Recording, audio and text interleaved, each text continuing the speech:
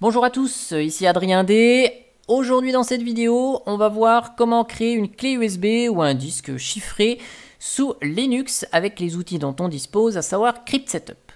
On va voir ça en ligne de commande et en graphique via un utilitaire graphique. Vous verrez, en graphique c'est beaucoup plus simple, mais je vous montre en ligne de commande aussi, comme ça on apprend comment ça fonctionne et surtout, quel que soit l'environnement de bureau, si vous n'avez pas l'outil ou autre, l'outil CryptSetup qui nous permettra de faire ça est disponible dans toutes les distributions Linux.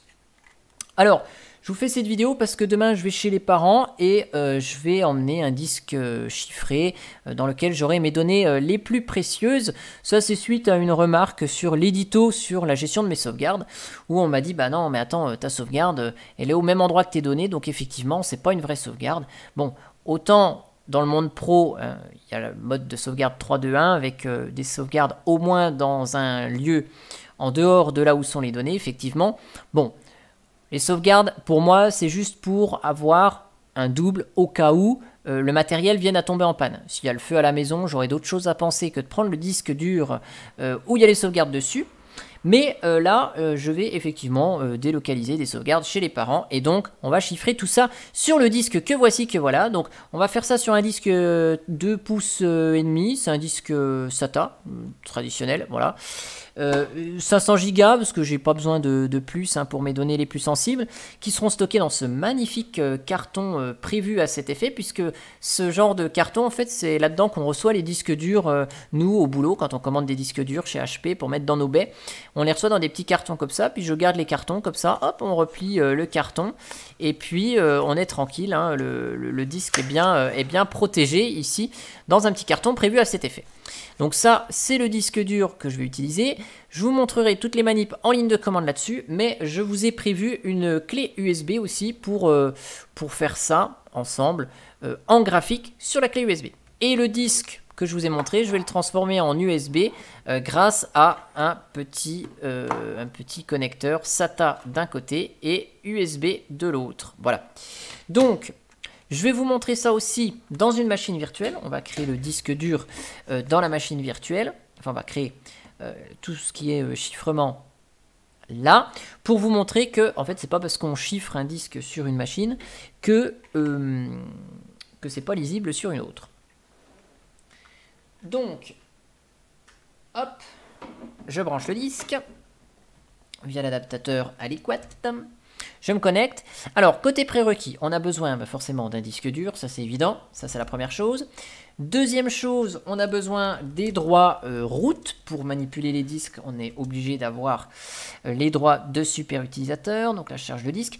Et troisième chose, on a besoin de l'utilitaire CryptSetup. Donc CryptSetup qui est disponible dans la plupart des distributions Linux par défaut. Donc il y a plein d'options à CryptSetup ici. On va utiliser juste quelques-unes, hein, on n'utilisera pas tout pour répondre à notre besoin que je vous donne ici dans cette vidéo. Alors première chose, fdisk-l. On va vérifier comment s'appelle notre disque sur la machine. Donc le disque de 500 Go il est là, 465 Go, enfin 5 milliards d'octets. Il s'appelle DevSDB. Donc première chose, on va créer une partition dessus. Donc là, il y en a déjà une, hein, mais bon, on fait ça. CF disk dev SDB. Et on crée une partition qui sera le conteneur à chiffrer. Donc là, je supprime. Je vous en fais une nouvelle. Donc voilà, on fait une nouvelle. Bam, primaire, très bien. Ça suffit. On n'a pas besoin de LVM, vous savez quand on installe une distribution Linux, on peut le faire avec du chiffrement et ça requiert LVM. Là on n'a pas besoin du tout d'utiliser LVM, on va pas se casser la tête, c'est une partition sur un disque. Bon après vous pouvez faire une partition chiffrée comme je montre ici sur un de vos disques internes pour y stocker quelques fichiers sensibles dessus. Donc là je quitte et donc on a bien notre partition dev SDA1. Hop.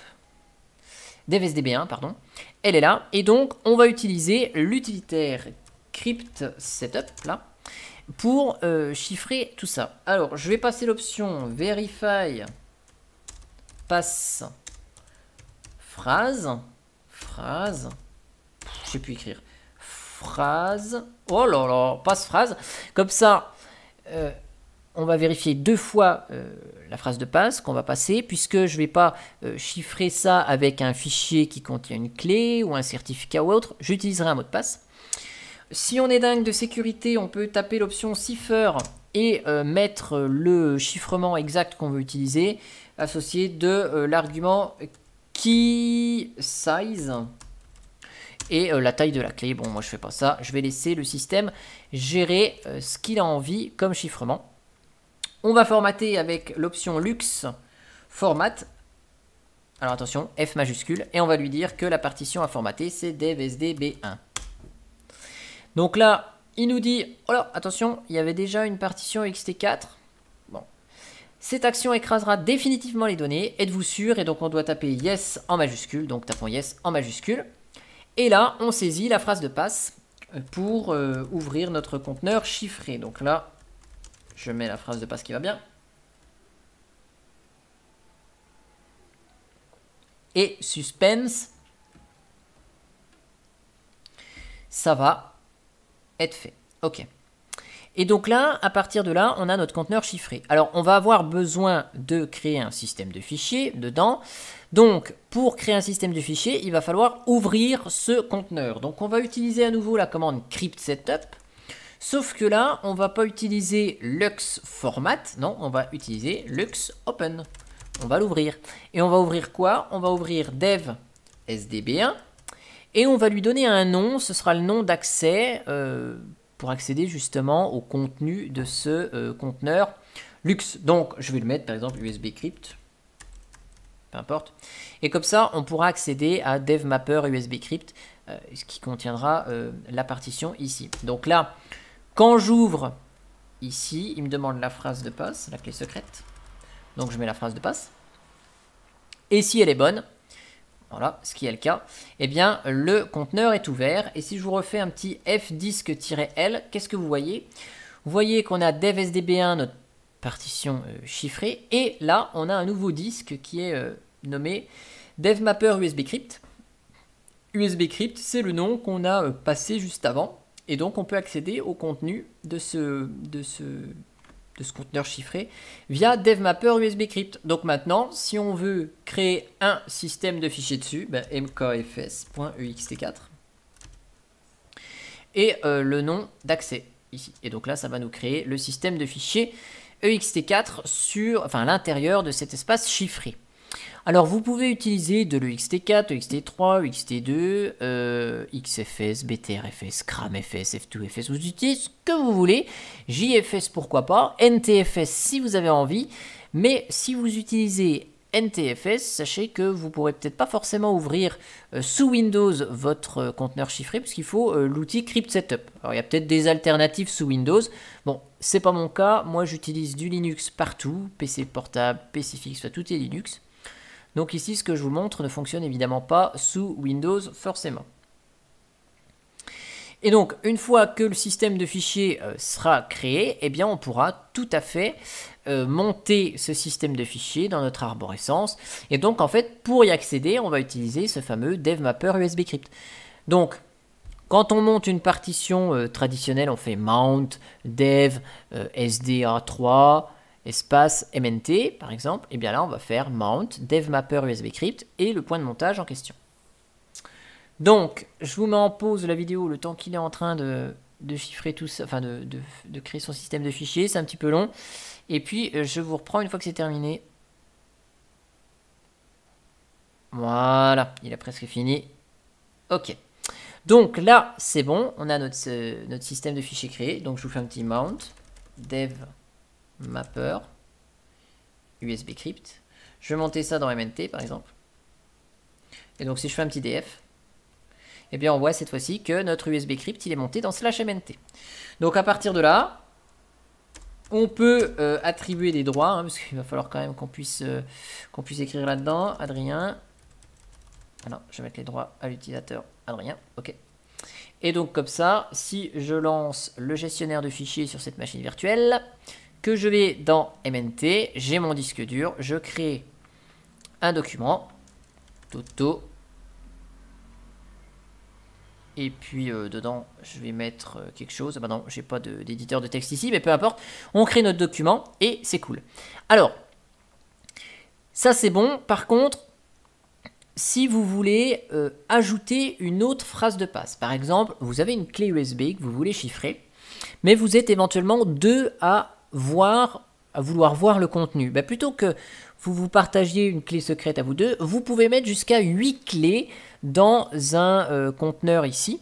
Donc vous pouvez ouvrir, y accéder avec 8 clés différentes. Donc pour ajouter une clé, c'est à nouveau crypt setup. Vous faites lux add key. Vous ajoutez donc une nouvelle clé et puis vous allez dire à quel conteneur, donc dev sd b1 dans mon cas. Et donc là, il faut donner une phrase de passe existante pour pouvoir modifier le contenu. Et là, voilà, il faut saisir une nouvelle phrase secrète qu'on va pouvoir ajouter. Donc là, je vais mettre par exemple Toto. Toto. Ok.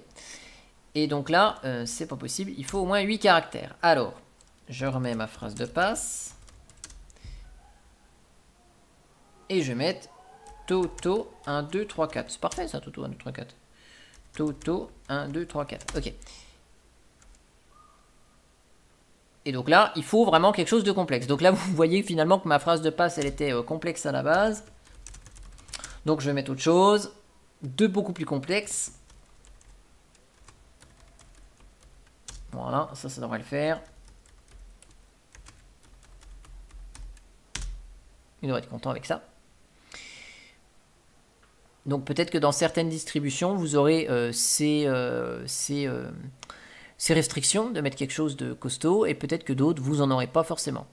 Et donc là, si vous voulez voir par exemple combien il y a de clés ici, vous pouvez faire un crypt setup lux dump qui permet d'afficher des informations et vous faites un lux dump sur la partition en question. Et donc là, vous voyez ici plein d'infos. Donc sur ici notre conteneur chiffré, on a donc là il s'appelle comment? Ben on sait même pas comment il s'appelle. On sait pas, c'est pas grave. On a ici surtout, c'est ça qui est important, key slot. Et donc là on voit qu'on a deux clés lux ici. On a la première qui est dans le slot 0, on a la deuxième qui est ici. Et on voit aussi avec quoi c'est chiffré, voilà la taille de clé, donc ça on y voit ici de ce côté-là. Ok, donc ça c'est vu, et puis qu'est-ce que je voulais vous dire? Eh ben, si vous voulez enlever une phrase de passe, parce que ça peut vous arriver, vous êtes plusieurs à utiliser, puis à un moment vous dites j'en veux plus, et ben c'est pas très compliqué. Si là on a fait add key, et bien là on fait remove key, et ensuite on tape la clé à effacer, la clé secrète. Donc là, je tape la clé secrète à effacer. Et donc, s'il y en a une qui est correspondante, eh bien, il me l'efface. Je me demande si j'ai pas fait une petite faute de frappe. Non, c'est bon. Voilà. Alors après, une fois qu'on a vu comment créer, monter, ajouter des clés, supprimer des clés, on va peut-être avoir besoin, à un moment donné, eh ben, de démonter tout ça. Alors, pour démonter ce disque proprement, je vous rappelle, on l'a monté sur /mnt, on démonte le point de montage, et on va fermer proprement avec la commande crypt setup lux close, puisqu'on avait utilisé lux open pour ouvrir. Donc là, on lui dit lux close, et on va closer quoi? On va fermer quoi? On va fermer celui qu'on avait appelé USB crypt. Hop, et voilà. Et donc là, si je vous refais un petit f disk-l, qu'est-ce qui se passe? Eh bien, on n'a plus le dev mapper USB crypt. Je vais retirer mon disque ici, de la machine virtuelle, et je vous montre que si je fais ça donc sur mon système réel, ok, je passe en route aussi. Donc, si je fais un petit f disk-l, on va regarder le nom du disque. Donc là, il s'appelle SDH1. Je vais faire un crypt setup lux open. Je vais ouvrir dev SDH1 et je vais l'appeler. Par exemple, je ne vais pas l'appeler USB crypt, tiens, je vais l'appeler autrement. Je vais l'appeler HDD crypt. Il me demande la phrase de passe, donc je saisis la même phrase de passe que lors de la création. Et voilà. Et donc, notre conteneur, il est ouvert. Vous voyez, là, il nous dit volume de 500 Go. Si je vous fais un petit fdisk-l, qu'est-ce qu'on voit? Eh bien, on voit que cette fois-ci, ça s'appelle devmapper HD Decrypt. Et donc là, on fait un petit mount devmapper HD Decrypt sur MNT, par exemple. Okay. Et puis là, je vais me connecter en utilisateur normal. Je vais faire un petit Nautilus MNT. Hop, je vais ouvrir le gestionnaire de fichiers ici, directement dans MNT, et on voit notre fichier Toto que j'ai créé là, il y a 6 minutes dans la machine virtuelle. Donc là, j'ai parfaitement accès, je peux créer les documents. Et donc après, de la même manière, je démonte mon disque ici, donc avec umount MNT. Et puis après, je fais un crypt setup lux close et le nom du truc. Donc là, lux close. Et je ferme mon disque. Bon là, c'est toujours occupé, je ne sais pas pourquoi. Donc, pourtant j'ai fermé Nautilus. Bon, c'est pas très grave. Le volume est occupé. Je n'ai pas trop d'explications, mais pour fermer, ça se fait comme ça. Alors vous allez me dire, bon bah c'est très bien. Hop, je débranche le disque dur. C'est très bien, mais moi j'aimerais bien le faire en ligne de commande. En graphique, pardon. Donc en graphique, comment on fait? Bah, c'est simple, je mets la clé USB que je vous ai montré tout à l'heure. Il commence plus à y avoir de port disponible. Et donc on va utiliser un outil magique qui s'appelle GNOME Disk. Et donc GNOME Disk ici, une fois qu'on le lance, ok, on voit tous les disques durs, tout le bazar, et on a notre clé USB, là, 4 Go. Dessus, j'ai une partition, ok, donc ma clé USB s'appelle devsdi1, la partition. Donc là, je vais ici aller dans les petites roues dentées. Si la partition n'existe pas, vous la créez. Vous allez dans les petites roues dentées, vous faites formater la partition, comme si vous formatiez traditionnellement. On met un autre volume, par exemple US Biologie, je ne sais plus du tout écrire ce soir, c'est pas grave. Là, on coche ext4 et on clique sur volume protégé par mot de passe luxe. Au moment où on fait suivant, on met une clé. Ah, voilà. Je remets la clé en dessous. Je fais suivant, formater, et qu'est-ce qui se passe? L'outil ici va nous créer le conteneur luxe. Et puis, il va nous créer la partition dedans. Voilà, donc là on voit partition luxe et dedans, il va nous créer directement une partition ext4 dans laquelle on pourra monter sur notre système et écrire des documents dedans. Donc là, c'est pareil, la clé USB, elle est un peu vieille, ça fait longtemps que je l'utilise, donc elle a une écriture un peu longue. Ok, donc là, nickel, on a notre partition. Alors, je vais vous montrer un truc. Je vais enlever la clé USB. J'enlève la clé USB. Tchouk, elle disparaît. Et je remets la clé USB et regardez ce qui se passe. Donc, ce qui va se passer, ça fonctionne également aussi sur KDE. Quand on insère la clé USB, il nous dit « Oh, attention, une phrase de passe est nécessaire pour accéder aux données chiffrées sur la clé USB. Mettez la phrase de passe. » On met la phrase de passe. On clique sur « Déverrouiller ». Et waouh, magie, ici, on clique sur la clé USB et ouh, on est directement monté. Donc vous voyez, ça se fait en graphique, non seulement la création, mais en plus, ça se monte et démonte facilement directement via l'interface graphique. Donc là, on est dans un endroit qui s'appelle Run Media Adrien. Et vous voyez, donc il monte comme une clé USB normale. Et donc là, on a la possibilité de créer des documents, créer des fichiers sur notre clé USB. Super. Et pour démonter la clé, eh bien, on retire la clé USB comme ça, hop, on démonte traditionnellement, le périphérique peut être retiré, et voilà. Et donc je retire la clé, et voilà, j'ai rien à faire, tout est détecté parfaitement par l'environnement de bureau, donc ça fonctionne sur GNOME, ça fonctionne sur KDE aussi, hein, j'ai vérifié, il vous pose la question de la phrase de passe quand il détecte un volume chiffré, donc c'est magnifique, tout est détecté, vous n'avez rien à faire via l'interface graphique. Donc c'est quand même beaucoup plus simple qu'en ligne de commande. En tout cas, j'espère que cette vidéo, elle vous aura plu.